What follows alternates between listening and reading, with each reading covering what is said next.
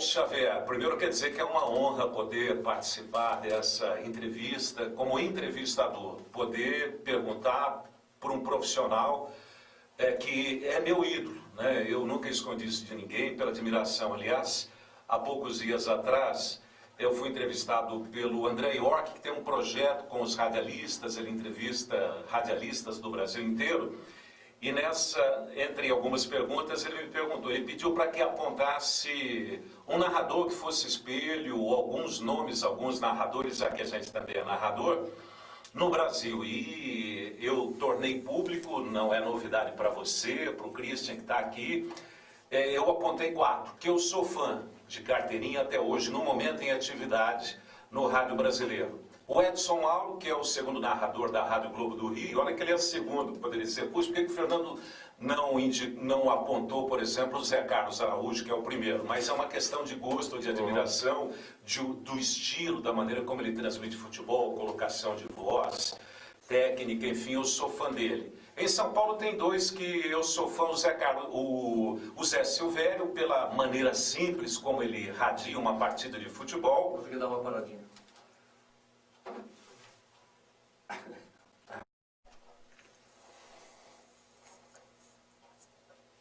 Bem, então queremos a ficha corrida. Quem é Luiz Augusto Xavier de Lima? A ficha técnica do jogo.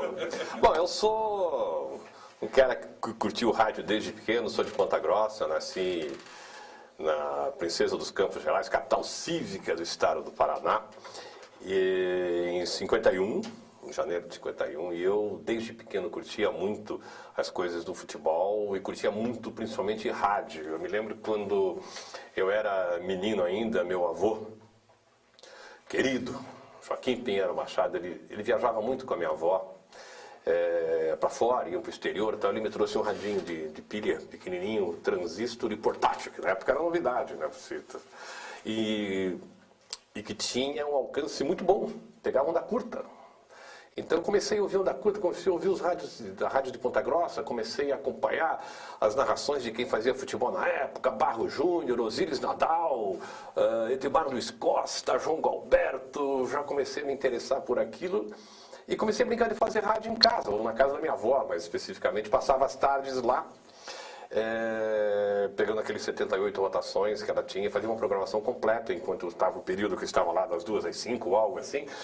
Agora teremos um momento de sucessos, ouviremos Carlos Galhardo, e ponha lá o Carlos Galhardo, terminamos de ouvir Carlos Galhardo, e lia a revista O Cruzeiro, os anúncios que eram a minha propaganda, né?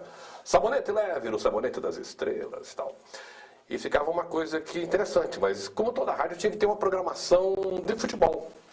E como é que eu ia fazer? Daí, como quase todo cara que narra, fez, né? Como eu jogava futebol de botão e tinha um campeonato muito grande com os colegas de escola, e eu comecei a organizar uns torneios especificamente para o rádio.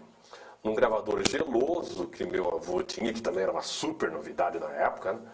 Nos anos 50 para 60, um gravador geloso, razoavelmente pequeno, não era um gravador, não, já era menorzinho. Punha aquela fita e começava. Bola para o campo de ataque, subiu, desceu e tal. Narrava e depois ouvia o jogo para ver se estava tudo bem, se a transmissão estava interessante. Comecei a me interessar aí pelo rádio esportivo, pelo jornalismo esportivo de uma forma geral. Com 14 para 15 anos eu me mudei para Curitiba. Meu pai é militar. Ele foi transferido para o Colégio Militar de Curitiba. Na época ele era major. E no colégio ele veio a ser inclusive comandante interino, Coronel Leônidas Xavier de Lima. E eu vim para cá, daí fiquei uns tempos meio desligados. Eu torcia ferrenhamente pelo Guarani de Ponta Grossa, era meu time, e até hoje é meu time. O time a gente só tem um, né? O Guarani, quando eu vou lá em Ponta Grossa hoje, no Paulo Xavier, me mexe, né? Uma coisa interessante, o estádio existe, está inteiro, a arquibancada onde eu me sentava está lá. Eu era levado pelo Dr. Otoniel, um dentista de Ponta Grossa, ele levava o filho dele, os amigos dos filhos, primos. Daí eu vim pra cá meio que me desinteressei de futebol, fiquei meio desligadão, assim. Fiquei no colégio militar, eu tava curtindo muito rock, muito Beatles na época, apaixonado por isso, estava aprendendo a tocar violão. E com isso eu consegui mudar um pouco o rumo. Então, ficava ouvindo a BBC, na onda curta da BBC, saber qual era a música dos Beatles que tinha rolado, conseguia gravar num gravadorzinho, tirava aqui para cantar. Eu convivia, estudava no colégio militar, convivia com Arci Neves, que era guitarrista dos Metralhas, então a gente tinha um relacionamento bacana. Mas voltei a me interessar por futebol depois, porque por rádio continuei interessado. Ouvia diariamente a programação e eu gostava muito de parada de sucesso. Eu lembro que eu ligava na Rádio Bandeirantes, que tinha a parada da Rádio Bandeirantes, a Bandeirantes de manhã tinha Humberto Marçal, Fernando Solera, e tinha uma parada que era com Enzo de Almeida Passos, as músicas da semana. E domingo tinha uma paradona. E eu acompanhava, ansioso, na onda curta da Bandeirantes. Será que, até hoje eu lembro da música, era Acorrentados com Aguinaldo Raul, que nossa vida é tanto tempo. Ela ficou meses em primeiro lugar. Será que agora caiu, não é mais o Acorrentados, vai subir outra música e tal? E aqui em Curitiba comecei acompanhando a parada de sucesso da Rádio Independência. Independência no auge, 66, 67, Independência, uma rádio nova, recém-fundada, e com uma programação dinâmica, com William Sade, Azul Silva, Aristeu Miguel, Gilberto Fontoura, tinha uma programação de madrugada, umas coisas assim, com Paulo César. Então era uma coisa que mexia comigo. E tinha a parada da Independência também. E aqui eu acompanhava. Eu ia lá no edifício Aso buscar, porque eles distribuíam, eles passavam, mimeografavam aquilo lá e distribuíam para os ouvintes. Eu ia lá e acompanhava. Não, pera um pouquinho. A música aqui dos Jet Black subiu para o oitavo, mas ela estava descendo. Como é que subiu? Eu estudava as paradas do sucesso para saber qual seria o momento. Eu lembro que tinha um programa de madrugada do Elon Garcia chamado Estamos Aí com Você na Madrugada. Então, curtia muito e comecei a voltar a ouvir futebol. Em 68. Por quê? Porque teve aquela série de contratações do Atlético, com Bellini, com Djalma Santos e Zé Alberto, e ultrapassou os limites da turma do futebol. Começou a atingir gente lá de fora. Eu gostava de futebol, lembrava do Bellini, lembrava do Djalma. O Zé Alberto eu não conhecia, mas diziam que era um cara bacana, tal. Até então eu tinha ido no ano anterior em alguns jogos do Pinheiros. Eu fiquei assim, então, que time é esse, né? Água Verde. Fui ver, assisti uns 2, 3 jogos do Água Verde na campanha do título de 67. Mas assim, não muito interessado. Daí comecei a ouvir rádio esportivo. Aí sim, rádio esportivo. Fiquei encantado pela equipe que existia na B2 em 68. Que tinha o Vili Gonze como narrador, ele e o Ayrton Cordeiro. Depois tinha mais, tinha Ney Costa, tinha Ford Calil, tinha o comentarista Marcos Aurélio, Borba Filho, os repórteres eram Carneiro, Neto, J. Pedro, Dias Lopes, Augusto Reis, Zé Domingos, era um timaço, plantão Kramer, o Demar Kramer e o Coati, o Antônio Carlos Gomes. Daí eu achei bacana, esse negócio é bacana, eu acho que eu vou tentar. Quando a primeira chance, eu não tinha a mínima ideia de como ia acontecer, né? Terminei o colégio e fui fazer faculdade, eu fiz administração na Federal. Estava no 1º ano da faculdade, quando apareceu um aviso no saguão lá da reitoria. A Rádio Cultura de Curitiba está selecionando locutores para o seu novo quadro, remodelando a programação e tal, locutor comercial, a ideia era essa. E eu estudava com um cara que também fez sucesso no rádio, mas em outra área, que é o José Luiz Clos.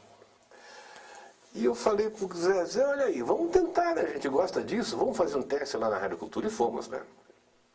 Fizemos o teste, fomos super bem, ambos. E não aconteceu nada, e não chamaram a gente. Era um diretor comercial que tinha aí, chamado Rodolfo José Blanc, RJB. Um cara veio lá, não sei de onde, ele resolveu, vamos inventar um teste e tal, e fez. Só que não comunicou a direção da rádio, que era o Aguiar, e nem o dono da rádio, que era o Abílio Olsman.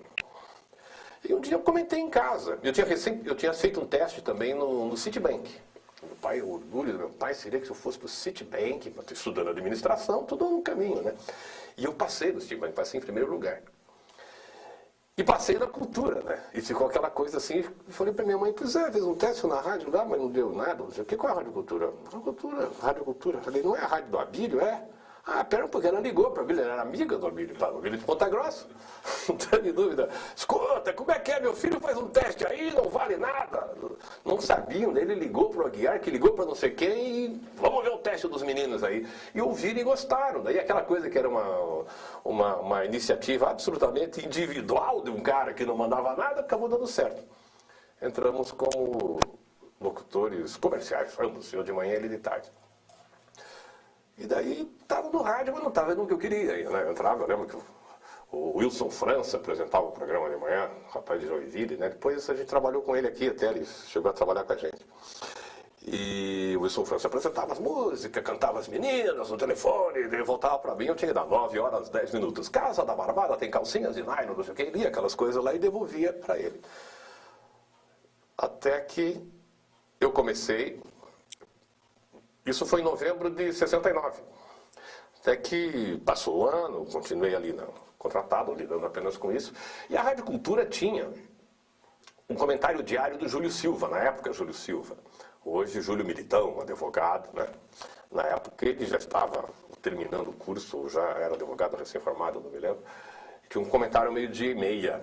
E à tarde tinha um programa de esporte meio mambembezinho, mas tinha, feito pelo Tony Mello e pelo Costa Lima. Eles iam lá com aqueles gravadorzinhos, entrevistavam os caras, mas não tinha transmissão, não tinha nada. Eu me recordo, no começo de 70, janeiro, teve um amistoso do Coxa com o Santos para pagamento de passe do Joel Mendes, goleiro que tinha ido para lá. E abertura de temporada, eu falei, Santos aqui, um dia eu perguntei para o Júlio Silva, pô, Júlio, a rádio não transmite, vocês têm programa de esporte? Mas não sei, não tem narrador, não tem repórter, só tem eu aqui de comentarista e uma coisa. Eu falei, bom, narrador, não sei, mas repórter, você tem dois bons aqui, eu e o Closso. É mesmo? Vocês são ótimos. E fizeram, ele meio que acreditou e lançou. Fui buscar um narrador alternativo, que era o Sérgio Gondim, que eu nunca mais vi também, depois não sei. Mas era um rapaz chamado Sérgio Gondim, chamou o cara, ó, vamos transmitir, pediram um linha e foram. Daí Costa Lima também participou, o Tony Mello, mas eram os caras que não tinham muito pique. Eu sei que me escalaram para fazer o Santos. E eu estreei, jogo à noite, então tinha o Mobral, né? Terminou o Mobral, o Gondim abriu agora, direto do Alto da Glória, não sei o que, tal, os times já estão em campo para entrar, fala fulano, não sei se ele acionou o Close ou alguém. E agora do lado do Santos, fala aí, Luiz Augusto Xavier. Eu no gramado, peguei o microfone e virei, quando eu virei para trás, estava um Pelé atrás de mim. Eu falei, bom, aqui está. A minha primeira entrevista na vida foi com o Pelé. Eu fui entrevistar e perguntei, e o jogo? Ele sentiu, minha mão devia estar assim, né? Porque ele pegou na minha mão, ele segurou a minha mão. E disse, não, realmente, o prazer estar aqui, aquela coisa assim, tal. Ele sentiu que eu me acalmei e tal. Eu, bacana, aí foi o Pelé, não sei mais o que eu falei. Então foi assim o começo. Entrei no rádio entrevistando o Pelé em janeiro de 70 na Rádio Cultura. Ou seja, começou mal, começou entrevistando o rei Pelé. Primeiro, quer dizer, bem rápido aqui, porque a atração, evidentemente, é você, Xavier, da satisfação de poder entrevistá-lo ao lado do Christian Toledo, porque, acima de tudo, eu sou seu fã. Dia desses, me perguntaram numa entrevista feita pelo André Iorque, para que eu apontasse alguns narradores assim, que eu me espelhava, que eu admirava, meus ídolos. E eu apontei o Edson Mauro no Rio, que eu sou fã há muito tempo pelo estilo, pela maneira. Esse São Paulo tem dois narradores que eu gosto. Pela simplicidade de transmitir, o Zé Silvério, pela vibração que ele dá. O Oscar Ulisses, aí é uma mistura de talento e de amizade muito grande, que eu acho que já contei essa história para você. Quando a gente estava começando lá no interior, a gente tinha um espelho já aqui na capital, lá em Londrina, ou em Cruzeiro do Oeste, em Ondas Curtas. A gente gostava de curtir e ouvir o Luiz Augusto Xavier. Você sabe só te cortando, ele me falou outro dia isso, no Alto da Glória. Ele, pô, Xavier, quanto tempo que eu não te vi? Você sabe que você era meu ídolo de criança. Eu falei, tô ferrado, os caras, Luiz, na frente de todo mundo. Ele falou, fala baixinho isso daí. Mas é verdade. Eu gosto dele também. E você, Xavier, e não necessariamente nessa ordem, Obrigado. porque você está no nível realmente dos grandes narradores desse país, né, onde o futebol mistura com o rádio esportivo. Então, Xavier, eu me lembro de um período, e nesse momento eu convivia com o próprio Oscar muito mais, que o irmão dele, o Osmar Santos, indo para a Rádio Globo, precisava montar uma equipe e formulou um convite para que você fosse atuar na Rádio Globo, que estava montando um timaço. Então você deve ter recebido muitos convites 78, para trabalhar num rádio, com o respeito que a gente tem pelo rádio paranaense, pela paixão, porque somos paranaenses, mas com mais estrutura em São Paulo ou Rio de Janeiro. Por que a opção em ficar em Curitiba? Foi só financeira, Xavier? Foi um pouco sim, Fernando. Porque a gente tinha uma ilusão que o Rádio de São Paulo pagava mais, né? Eu sei que você também foi convidado para sair daqui. Havia uma expectativa, é claro, tem o visual, tem a vitrine, tem o deslumbre de você poder estar trabalhando no Rádio de São Paulo, Rio, que é aquele rádio que você ouvia quando era pequeno. Em 78, realmente teve esse convite. O Osmar Cel da Jovem Pan foi para a Globo, estava montando uma equipe, eles estavam procurando alguém que pudesse ter um estilo que casasse com o do Osmar. O Jair Brito, que era daqui, era o diretor artístico da Globo São Paulo na época. E me indicou, ou alguém indicou, o Jair lembrou, bacana, vai ser o cara, tal. O Osmar entrou em contato comigo, a gente já se conhecia de transmissões pelo Brasil aí, jogo de seleção, mesmo os nossos jogos. E nós temos exatamente a mesma idade, né, Osmar e eu. E daí fomos entrando em contato, ele falou, venha pra cá. Daí o Jair falou, venha pra cá, você escolhe o hotel que você quiser, fica aqui, a gente paga o hotel, eu mando o dinheiro da passagem, depois te reembolso e tal, e fui. Conversei, acertei algumas coisas, eles disseram, você topa ficar aqui narrando os jogos, gravando alguma coisa, tudo circuito fechado, claro. Fizemos os 2 ou 3 jogos juntos, até hoje eu me lembro, o mais importante foi um Palmeiras e Corinthians. O Osmar narrou um tempo, eu narrei outro. Foi 1-1, não sei quem fez o gol do Palmeiras do Corinthians, foi o Palinha que eu narrei. Mas acharam maravilhoso, fantástico, é isso aí. E o Osmar servindo para mim de cicerone em São Paulo, cicerone motorista, ele não me largava, ele estava noivo ainda, ele não tinha casado. Um dia ele falou, minha noiva está com ciúme que só sai com você aí e tal. Ele é um cara super bacana, né? Inclusive, esse dia que eu encontrei com o Oscarzinho agora, eu falei, um grande beijo para o Osmar, que é um cara que também admiro muito. E acertamos. Tecnicamente ficou super bacana, o Jair falou, não, é você mesmo, quanto que você quer? Qual é o teu esquema? Bom, daí comecei a fazer a minha conta aqui. Eu trabalhava na rádio, na televisão, eu apresentava o jornal de televisão, não fazia esporte. Na TV Iguaçu eu apresentava o programa do meio-dia, no jornalismo, trabalhava no jornal, no estado do Paraná, onde eu trabalho até hoje, como editor de esportes. E a minha mulher, na época, a Jussara, também trabalhava. Eu tinha minha filha, a Juliana, pequenininha ainda, e nós morávamos numa casa que era de um tio do Saracino, na qual nós não pagávamos aluguel. Então comecei a fazer todas essas contas, né? Para ir para São Paulo, para irmos, em definitivo, que eu vá primeiro, alguma coisa assim, teríamos alguma coisa que cobrisse isso. Contando tudo, dava 45. Não sei o que era o dinheiro na época, mas eu lembro que era 45 o número. O Osmar, claro, talento e do jeito que ele era, ele foi lá ganhando 300 e pouco. Ele me disse porque tinha participação em propaganda, alguma coisa assim. Era um grande salário, né? Ele falou, não, faz o seguinte, peça uns 70 para ele chorar em 50 e fecharem nos 60. 60 não tá bom? Eu falei, acho que tá, porque contando aluguel, uma coisa nova, tá bom. Como é que é? Meu filho, que era assim, comecei com o Sérgio de Souza, que era o gerente da Globo lá, de jornalismo, mas que tinha ascendência sobre o esporte.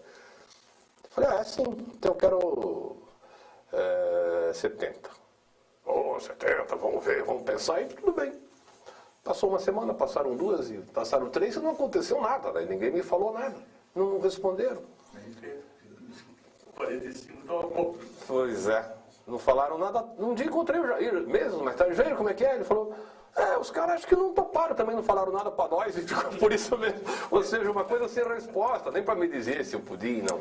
E na mesma semana, o Israel Gimpel, que o Fernando conhece muito bem, foi um grande cara, amigão, assim, o Israel na época eu não conhecia, depois fiquei amigo dele. Me indicou para a Jovem Pan, para o lugar do Osmar. E daí o Zé Silvério subiu para primeiro, precisava de mais um. Daí ele perguntou, Xavier, aquele jeitinho que ele fala, né? Quanto é que você ganha aí? Eu falo, somando as coisas dá 45. Ele falou, não vamos nem te convidar, então tchau. É bem assim. Mais ou menos isso. E as outras foram só sondagens que não aconteceram. Essas foram as 2 efetivas e reais. O Xavier, falando nesse aspecto, o profissional do rádio, como é que ele faz para ser bem sucedido financeiramente? A gente sabe que para você atingir o seu grau de conhecimento, de audição, é claro, um bom trabalho, um bom preparo, um aprimoramento constante, mas e para dentro do rádio conseguir ser um cara bem sucedido financeiramente? É possível isso? Ou era possível nos anos 70? Até era, antes era mais possível do que hoje, porque antes o rádio tinha um outro papel. O rádio representava o elo de ligação do torcedor com o time dele. Porque não havia transmissão direta de televisão, não havia a frequência com que as emissoras de TV exibem os jogos e a todo instante todo mundo acompanha, se não na TV aberta, nas TVs a cabo ou pay-per-view. Na época não, na época tinha de vez em quando um VT que passava a noite do jogo da semana passada, quando começou a vir o vídeo TV para cá, e transmissões diretas de Copa do Mundo da seleção brasileira. Um jogo direto transmitindo aqui, eu me lembro que na época transmitia um torneio início. A TV não tinha uma programação fixa de transmissão do jogo, transmitia um jogo aqui, depois não transmitia e tal. Então o grande veículo era o rádio, então o rádio se valorizava. E a mídia destinada ao público esportivo estava toda no rádio. Como a TV não apresentava muito retorno em torno de audiência do pessoal de futebol, então os rádios tinham mídias direcionadas e verbas poupudas, então tinham condições de bancar um belo trabalho. E na época ganhava-se razoavelmente bem. Você conseguia ter um rendimento em rádio com uma cobertura bacana, com jogos em loco em todos os momentos. Eu me lembro que tinha vezes que a gente viajava para o Nordeste, ficava 2 semanas e meia, que coincidia do Atlético jogar em Natal, Curitiba em Sergipe, o Atlético voltava para Belém, e você ia correndo atrás desses jogos aí. Um dia eu fiz um périplo com o Wilson Maciel de 28 dias, assim, foi uma loucura.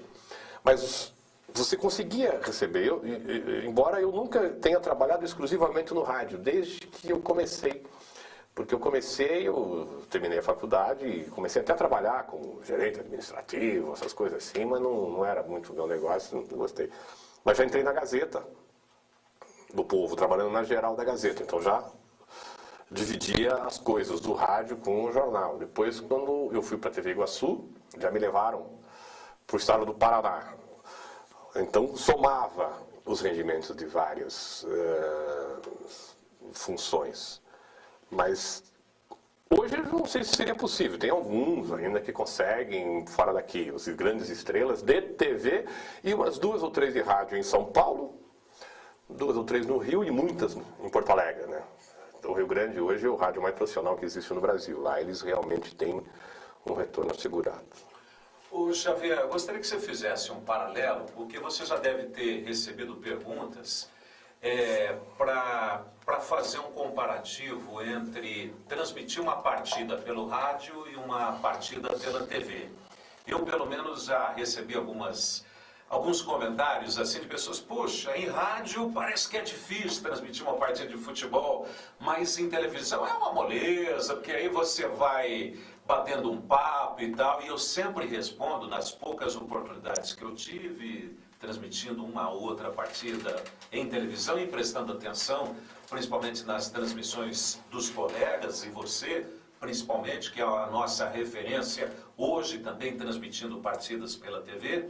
No meu conceito, modesta opinião, é muito difícil transmitir uma partida, transmitir bem pela TV, porque, ao contrário do rádio, primeiro, está todo mundo vendo, todos têm imagem, você não pode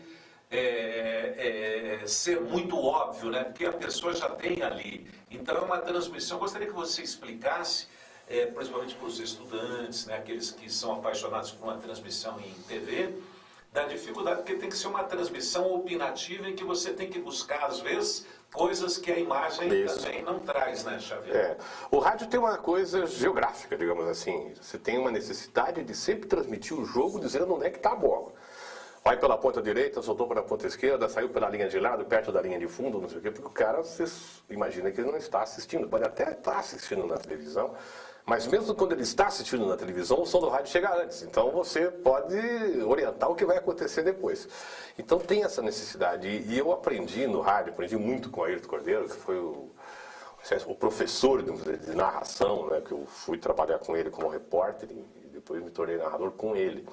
E o Ayrton sempre dizia uma coisa: você sempre tem que prestar atenção no jogador e não necessariamente na bola, porque você nunca vai dizer o nome da bola, vai dizer o nome do jogador. Então o cara está batendo uma falta aqui, você olha lá para a grande área e veja quem é que está no primeiro pau, no segundo pau, quem é que vai ficar atrás do goleiro, porque na hora que esse aqui bater de rabo de olho, você vai ver. Olha, bate a falta, então você vê o cara aqui. Subiu ou está encoberto, mas no momento que ele está encoberto, você já sabia que era ele que estava ali, então preste atenção. Isso me foi muito útil. Mas ao mesmo tempo hoje me atrapalha muito quando eu tenho que fazer tubo, quase eu não faço até por causa disso. Porque eu tenho uma necessidade de dizer o nome disso para rádio, ou para TV também, para tubo na TV também, para mim é muito ruim. Porque eu não consigo ver. E eu não aprendi a narrar, que até é um recurso que os narradores têm, não sou contra, mas eu não aprendi a narrar. Assim, olha a bola, tocou na zaga, olha o desvio, olha aí, quem é que chega, quem é que não, eu não sei. Então eu tenho a necessidade de dizer o nome de alguém. E às vezes eu tento deduzir, porque hoje, por exemplo, transmissão de tubo é uma coisa horrível, para quem não sabe o que é tubo, é a transmissão pela televisão, quer dizer, você assistir a televisão e transmitir. Porque antigamente até dava, que eram 2 câmeras embaixo, 2 em cima, era uma coisa mais linear, o cara ia até a linha de fundo para arrumar a bola para o escanteio, a câmera acompanhava, você via que ele batia. Hoje não. Hoje a bola sai pela linha de fundo, o diretor de TV já aproveita, já corta para a mulher tomando sorvete, para o cara batendo palma, para o técnico xingando. Quando a bola volta, ela já saiu do escanteio. Então você não viu quem bateu, você não viu quem é que está na área, então é uma dificuldade muito grande isso. Eu acho que quem consegue fazer um tubo bem feito, e o Fernando é um dos caras que faz bem feito, eu aplaudo, porque eu me confesso uma negação. Tanto que quando não faço, o pessoal sabe que eu fico mais conversando, eu sou no rádio. Agora, na televisão há uma dificuldade grande justamente por isso, porque você tem que transmitir uma partida que o telespectador, o assinante, o comprador do pay-per-view está vendo. Então você tem que simplesmente dourar aquela pílula que está ali. Não pode ser como era antigamente, era muito mais fácil antigamente, quando eu comecei a acompanhar aqui, com o Nestor Batista, transmitia o Silva, aquele estilo, era praticamente o nome do cara, né? Olha fulano, passou para fulano, olha a entrada do tal, cortou fulano e voltava. Hoje você tem que dar uma outra dinâmica, senão a tua transmissão cai o pique. Então você tem que dizer, olha lá, fulano vai tentar chegar na área, não sei o que e tal. Mas isso que você falou, ao mesmo tempo, se você puder conversar em cima do lance, você faz a diferença. Porque às vezes o telespectador ele não está sabendo exatamente quem está lá. Você tem por obrigação reconhecer, se a transmissão não está muito legal, o cara não sei o que, você sabe que o cara está de meia barra riada, ou tem cabelo branco, a gente diferencia, né? Tem os macetes que a gente sabe. E é importante que ele saiba, e o mais importante de tudo que eu acho numa transmissão, e principalmente de televisão que ele está assistindo, é que quando o cara fizer o gol, você diga o nome do cara que fez o gol antes dele perceber. Esse ensinamento que o Aito Cordeiro me dizia. Bola na área, atenção, subiu o Fernando de cabeça. O cara às vezes não viu, mas é o Fernando que fez o gol, porque daí na hora que ele vai sair vibrando, daí fica fácil, daí todo mundo já viu, né? Inclusive ele. Então essa é a diferença que eu acho, é muito mais difícil. Xavier, voltando um pouquinho no tempo, ou fazendo uma rápida retrospectiva, você trabalhou em 3 ou 4 períodos na Rádio Clube, trabalhou em momentos distintos da história da Rádio Clube, trabalhou na Rádio Cidade e também em 2 períodos, ambos com o Hidalgo como chefe, trabalhou com o Munir na Rádio Capital, trabalhou com o Fernando na Rádio Independência, participou da montagem desse projeto bem sucedido que é a Rádio Transamérica e hoje é, digamos assim, a voz padrão da Rádio CBN. O que cada experiência te trouxe de interessante e qual que você pensaria como a mais, não vou dizer mais legal porque acho que todas tenham sido boas, mas a mais diferente de todas elas? A mais diferente foi da Transamérica, né? Com certeza. Eles fizeram uma proposta que nós não sabíamos exatamente o que seria. Porque era um rádio para ser alegre, escrachado, divertido, mas ao mesmo tempo informativo.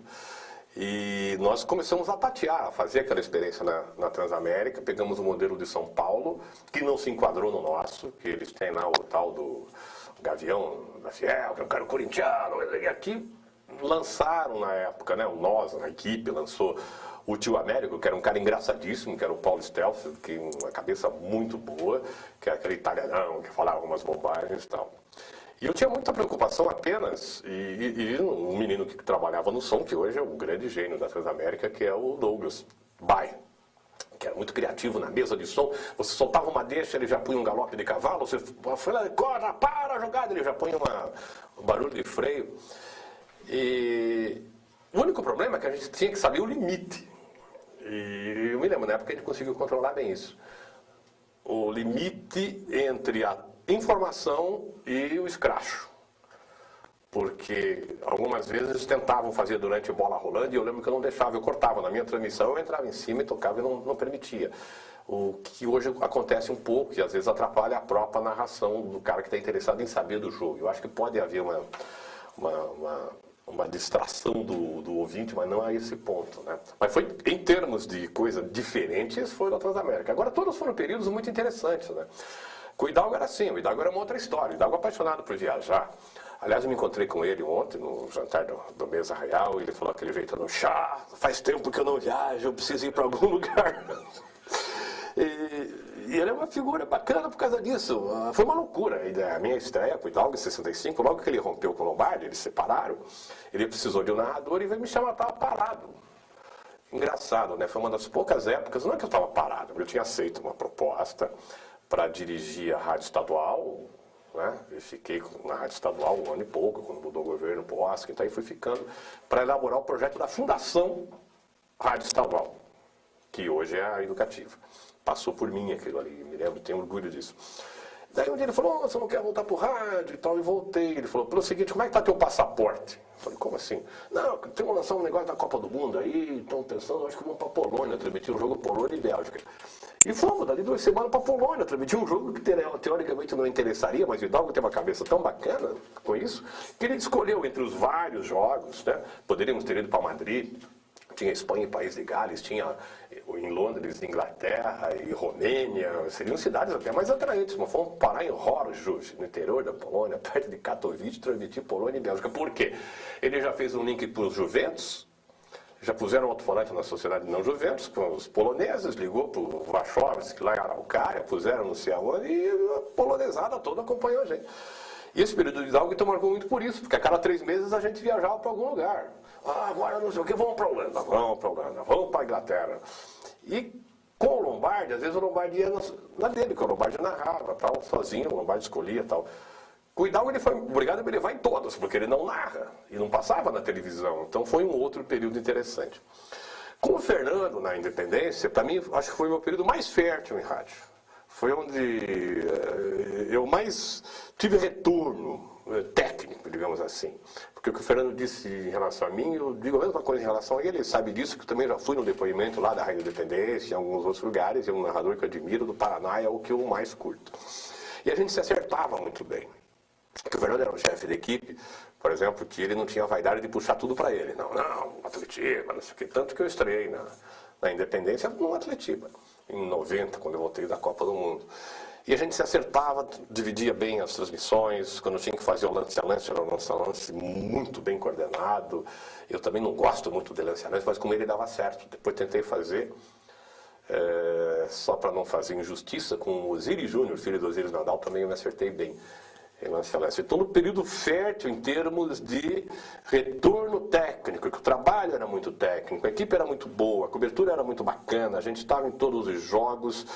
Eu só não gostava que o Fernando abria a transmissão à 1 da tarde, né? Eu não gostava nunca, né? Hoje está mais tranquilo.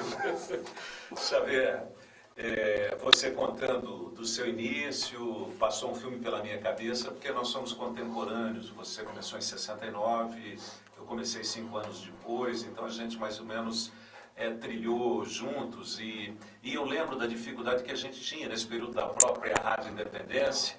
Christian, nós tínhamos lá uns rádios de ferro lá do saudoso Alcides Vasconcelos, que era maneira, né, uns rádios de navio e tal, de barco, que ele conseguiu, para você poder ouvir, exatamente, para você ouvir coisas de fora, né? E hoje em dia tem uma coisa chamada internet, parece que a internet existe há tanto tempo, né? Não tínhamos celular, né, Xavier? E a gente conseguia, que eu digo, os companheiros conseguiam fazer um rádio bem feito, num período de muita dificuldade em termos de tecnologia. Hoje, por exemplo, no final de semana, eu gosto de curtir o que se passa lá fora. A televisão mostra todos os campeonatos inglês, né? Francês, italiano, espanhol, etc. Você vai na internet, você clica lá o www, live score, você pega ao vivo, online, tempo real, tudo. Então, eu concordo com o que você falou. Por exemplo, nós tínhamos um rádio mais difícil, a questão de, estou falando de coisa de 20 anos atrás, o rádio era feito com muito mais dificuldade.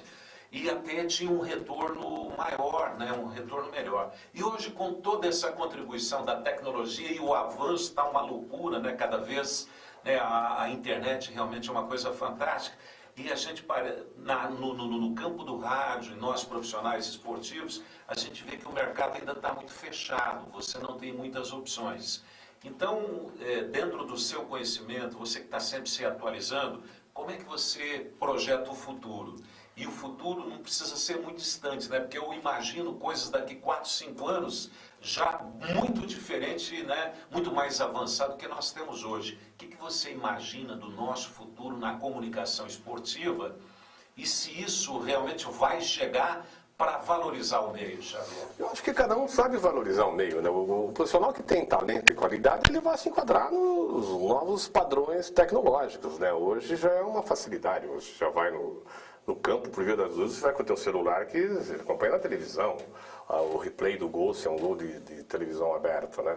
Nós tivemos que nos adaptar a isso, porque o mundo é esse, né? Não depende mais da gente ficar dizendo se a bola passou perto ou longe da trave, ou longe da linha de fundo. Aliás, é uma preocupação que eu sempre tinha, você deve ter tido também. Quando eu estava num jogo lá, em algum lugar, eu ligava, perguntava na linha, escuta, tudo bem, esse jogo tem TV ou não tem TV? Porque se tem TV, você transmite de um jeito, né? Se não tem TV, você vai florear, vai raspa a trave, a bola está lá longe, do outro lado, tal, para dar um pouco de ganho.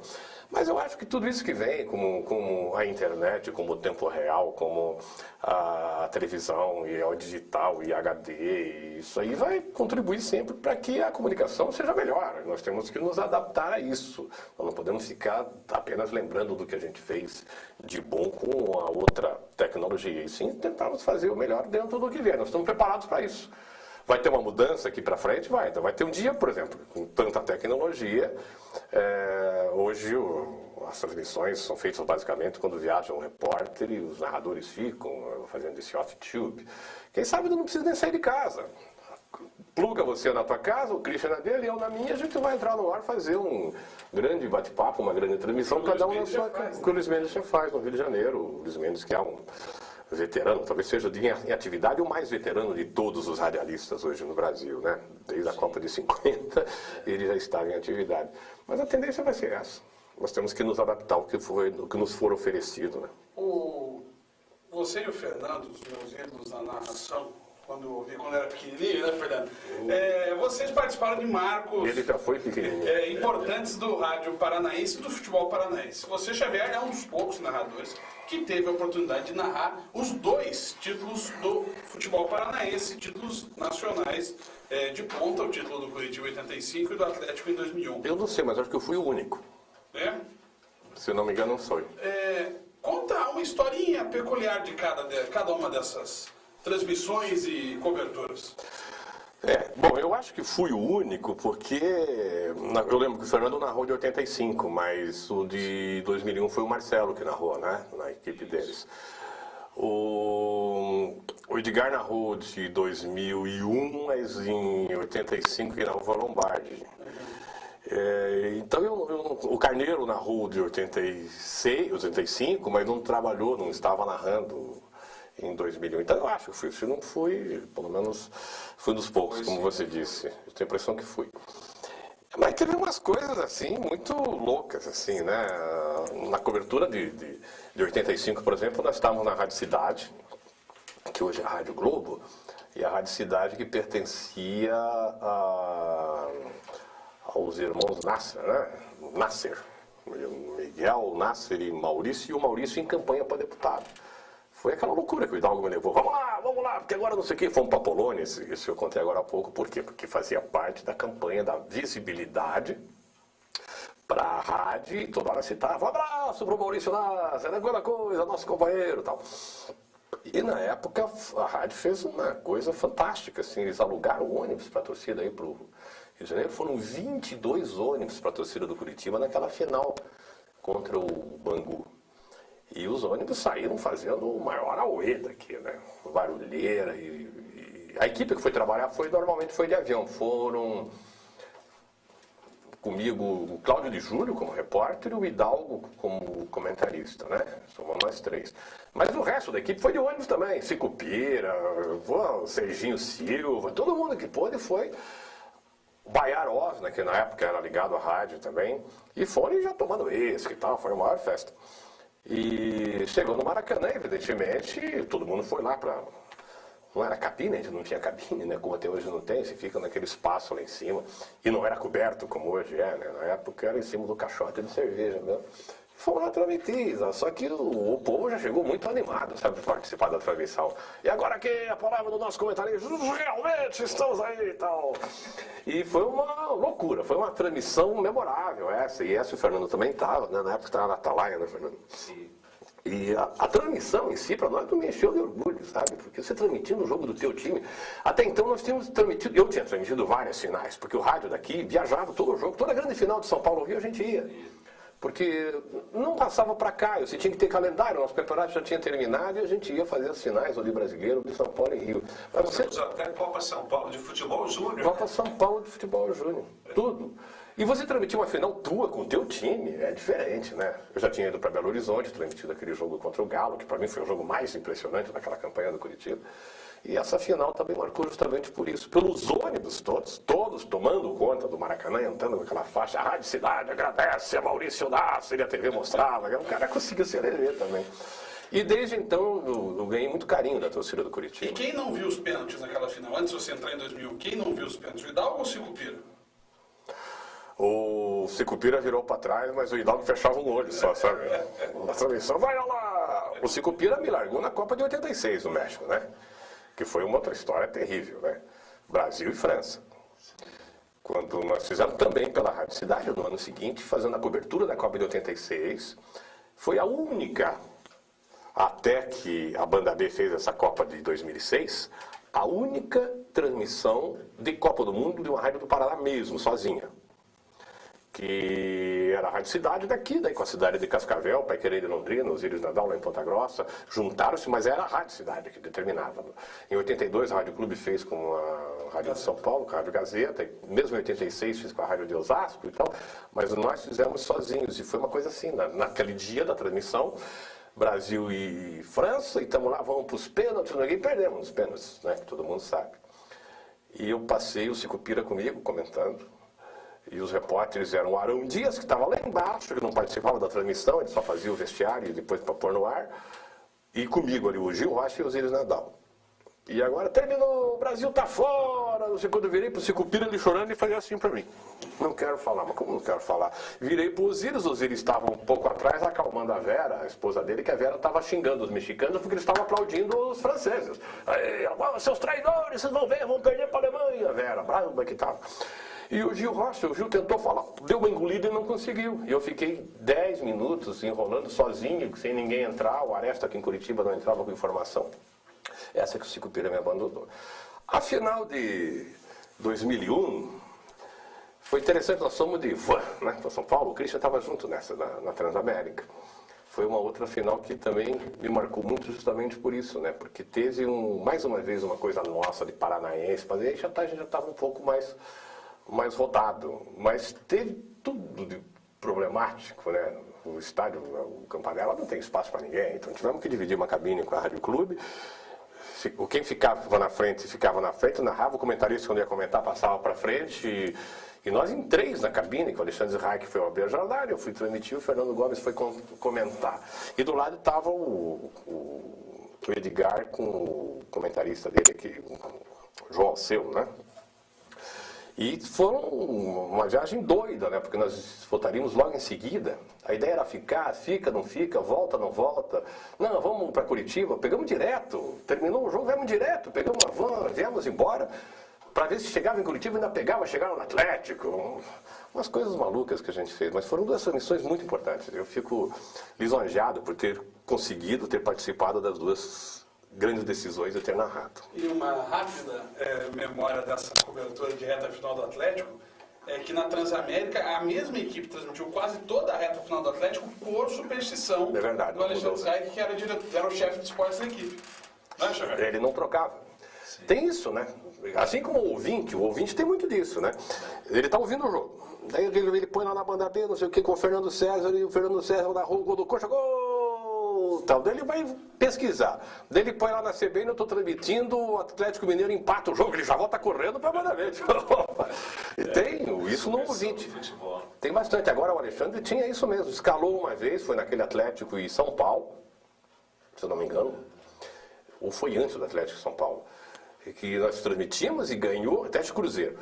Ganhou, depois teve o São Paulo, depois teve o Fluminense e não mudava. Todo mundo, o Christian participando da transmissão, embora ele cobrisse o Curitiba, ele estava na transmissão como outro repórter, que era o Moisés Gonçalves, que fazia a cobertura do Atlético. E fomos até o fim, ele, inclusive, e todos, e o comentarista que não mudava também, né? Tinha mais dois, tinha o Valmir Gomes e o Ayrton Cordeiro, mas só o Fernando comentava, para não dar problema.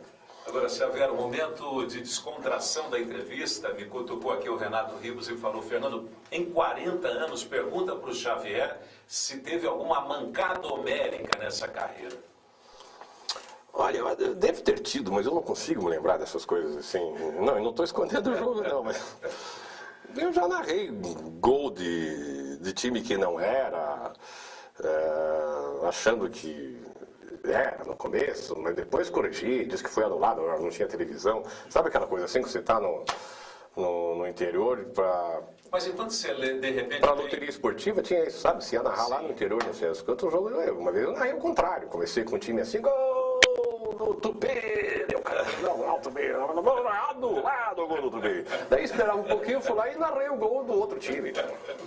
Xavier, você falou agora há pouco de Copa do Mundo, das coberturas de Copa do Mundo, e a gente, e você, com tanta experiência em coberturas internacionais também, e vem aí a Copa da África. Qual a sua expectativa para essa Copa?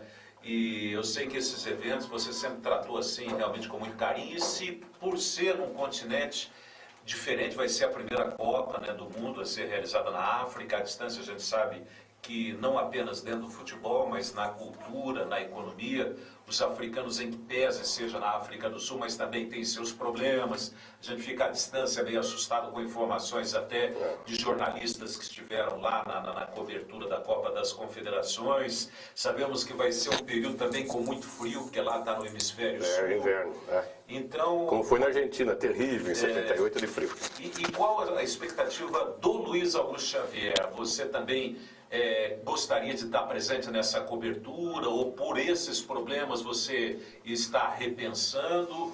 Como é que se encara essa cobertura dessa Copa? Bom, eu gostaria de estar, mas não estarei.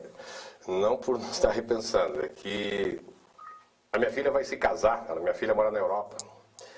E ela simplesmente me avisou que o casamento dela é dia 10 de julho. E a Copa termina, né? De 11 a 11. E ela vai se casar na França, o noivo dela é francês, ela mora na Noruega, ele mora na Inglaterra, eles se conheceram quando ela morava na Inglaterra. E está marcado o casamento, vai ser dia... Está marcado, ela já avisou para mim, então eu vou ter que estar na França.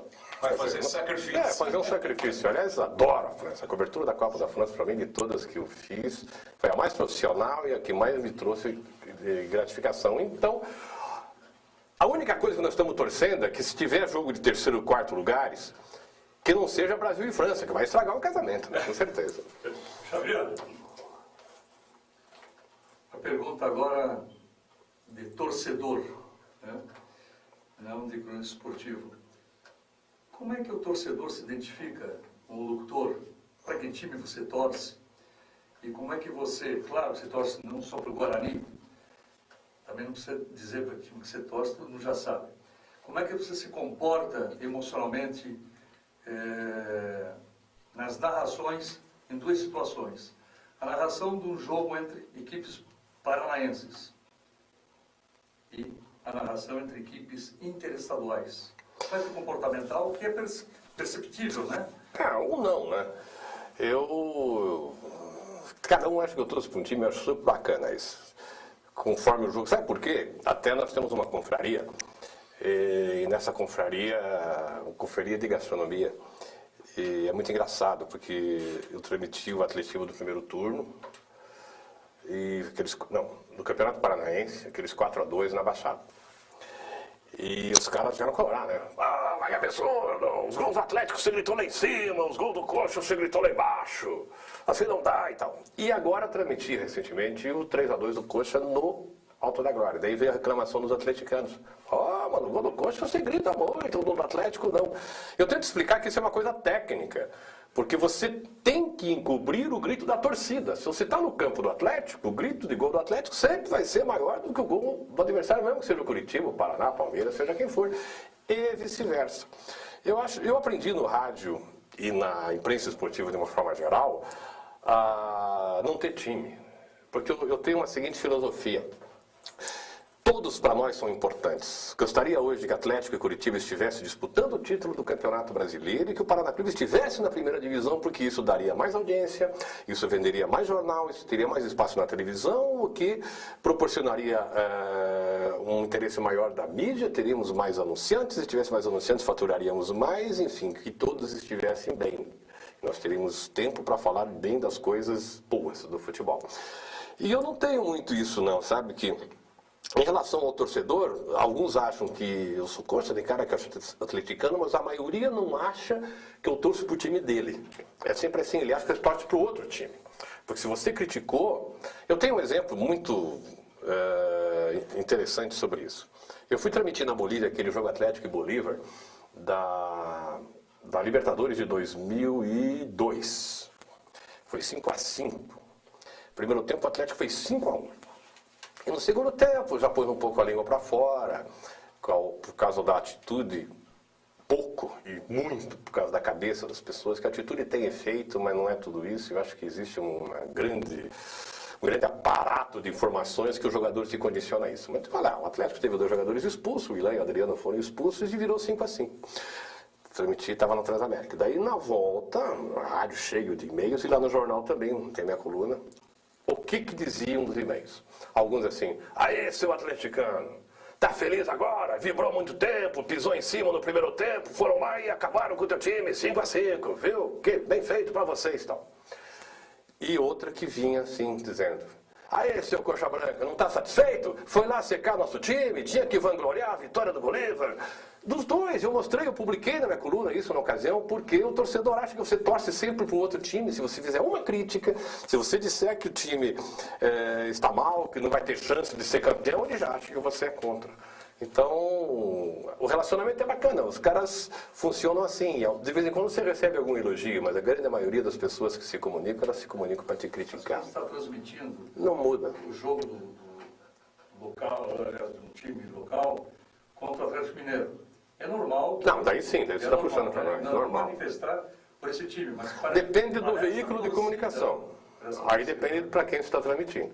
Se você está transmitindo para nós aqui, para uma emissora de rádio nossa com cobertura local, você vai dar um enfoque basicamente local. Esse jogo que você citou, que nós vamos ter até nos próximos dias, eu, por exemplo, vou transmitir para o Sport TV, que já é uma transmissão nacional. Eu estou sendo acompanhado pelos mineiros e pelos torcedores do Atlético Mineiro. Daí a gente pode até dar um toque local, embora em outras praças esse toque seja muito local. Mas eu não consigo ter esse bairrismo todo, porque eu respeito muito o torcedor do outro lado. E mesmo puxando para as nossas transmissões aqui, eu não sei fazer o que, por exemplo, a Transamérica faz, de não gritar o gol do adversário, porque eu acho que pode ser que tenha um torcedor do Atlético Mineiro naquele dia ouvindo você no rádio aqui, e que merece que você grite o gol do time dele. Talvez não tão inflamado quanto seria o teu gol daqui, mas merece. O cara está ali te ouvindo, tendo a paciência de te acompanhar e te respeitando. Eu acho que você tem que respeitar também. Xavier, profissionalismo de um lado, né? A estrutura, a visão ousada, a visão particular e empresarial das rádios. Profissionais, pessoas que trabalham, que estão no mercado. Esses 2 caminhos, quando você estava começando a carreira, como é que era o rádio naquele tempo, em termos de profissionalismo, em termos de profissionais, e como é que é hoje? Ah, mudou isso, né? O rádio antigamente, quando eu comecei, era um rádio basicamente profissional. Você entrava, você fazia um estágiozinho lá de um mês, alguma coisa assim, um períodozinho de experiência, em seguida você já era contratado, você já tinha o teu contrato combinado, os valores que você acertava, não existia piso, nada.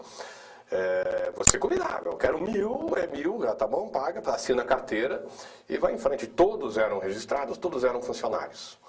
De uns tempos para cá, isso não é exclusivo do Rádio do Paraná e nem da TV do Paraná, nem nada, houve aquela mistura entre o narrador, o comentarista, o repórter e o agente comercial, digamos assim, o contato comercial.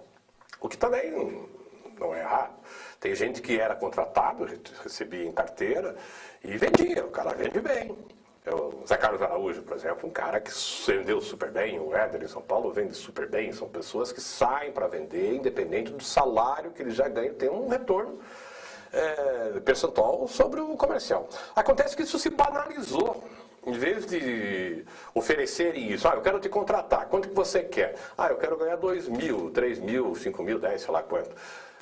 Mas os caras, mas não podemos te dar menos se você tem direito a uma cota? Você, não, eu não vendo cota, não sei fazer nada disso. Não. Então tá bom, então te damos 2 mil. Hoje não, hoje em alguns lugares praticamente é assim. Você entra, o cara te diz, tem aí 500, mas tem direito a 2 cotas. Daí você vai lá e vai vender. Se você não sabe vender, você não ganha aquilo. Eu cansei de ver amigos, companheiros meus de trabalharem aqui. Tá bom, me deram umas cotas para vender, mas eu não vendi, nem saí, não sei o que. O cara fica ganhando aquele pouquinho. O que gera problemas mais tarde. Daí o cara já tem uma benesse do clube, o cara já oferece um jantar, o cara vai correndo. Enfim, e compromete a própria opinião. Ô Xavier, a gente... Pois não, Cris. Só para completar, e os profissionais de lá e de cá? Eu acho que os profissionais mais antigos, eles viviam basicamente com aquela história no dia a dia, né? Os profissionais de cá, por causa dessa abertura que ocorreu, que o critério de qualificação mudou, não todos, grande parte é muito boa, mas permitiu que muita gente se infiltrasse no meio sem ter as qualidades para isso. Xavier, a gente falou muito do homem de rádio, do homem de televisão, e esquecemos um pouquinho do grande talento e profissional do jornal, né? Como editor, colunista. E eu gostaria que você tentasse assim, eu sei que o tempo já está, né, se esgotando, mas o retorno de satisfação para o profissional Luiz Augusto Xavier do rádio e televisão comparando com o jornal. O jornal é minha paixão, né? De tudo que eu faço é o que eu mais gosto, no fundo. Não é um jornal especificamente escrever, eu adoro escrever, adoro estar participando. Estou descobrindo agora, até com outra área, né? Meio na área de gastronomia, brincando com blog, com Twitter, essas coisas assim, eu acho fantástico. Mas o jornalismo esportivo paranaense nunca foi muito forte, né? O rádio sempre devolveu mais, a televisão sempre devolveu mais. Se nós tivéssemos aqui um jornalismo de jornal, como os gaúchos têm, por exemplo, como até Rio e São Paulo ainda mantém, nós teríamos ido muito mais longe porque talento a gente tem. Eu tenho paixão por jornal, paixão por escrever. Sempre que eu viajei para a rádio, eu levava ou a máquina de escrever nos velhos tempos do Telex, ou o laptop mais tarde, ou procurava sempre mandar alguma coisa escrita também. Xavier, a gente está, como disse o Fernando, na reta final da entrevista. Se você pudesse escolher uma transmissão, uma só, seja de TV ou seja de rádio, mas basicamente de rádio, que transmissão seria essa, por quê e com quem você trabalhou? Acho que a transmissão que mais me marcou foi Brasil e Espanha, no Jalisco, em 86, que pela primeira vez eu estava fazendo uma Copa do Mundo ao vivo, do estádio, me atrapalhando tudo com aquele delay, com aquele retorno. Trabalhei com o Sicupira, com o Arão Dias e com o Gil Rocha, naquela ocasião. Me marcou justamente por isso. Era a primeira vez que o rádio do Paraná estava fazendo uma Copa do Mundo e, por sorte minha, era eu. Xavier, como pergunta final, né, que a gente está de minha parte, se você pudesse, né, quando você está numa adrenalina muito grande, diz que passa um filme na sua cabeça, né, da sua vida, mas se você pudesse, assim, sintetizar, resumir um filme nesses 40 anos, porque é uma marca importante, quero agradecer aqui de público, inclusive, né, pela convivência que a gente tem, pelo profissional que você é, pelo caráter que você possui. Xavier, como é que você poderia sintetizar, assim, como consideração final, inclusive no fechamento dessa entrevista? Eu acho que se tivesse que fazer tudo, faria tudo de novo, exatamente da forma como foi feita. As experiências foram muito interessantes, claro que poderia até corrigir uma coisinha e outra, Mas eu tenho muito prazer em fazer isso que eu faço. Eu gosto muito do rádio, eu gosto muito da TV, eu gosto muito do jornal. Do rádio eu adoro fazer uma transmissão sabendo que os caras estão ouvindo porque estão ouvindo, né? Que a televisão não está transmitindo. Ou se você puder, fora de casa, no interior, que você possa trazer a informação sabendo que é uma quase exclusividade sua. E a cada dia a gente se renova por causa disso. A gente acha que vai parar aqui. Não, agora chega, agora não quero mais. Fica um ano fora, o primeiro convite você já se assanha todo. E eu continuo assanhado.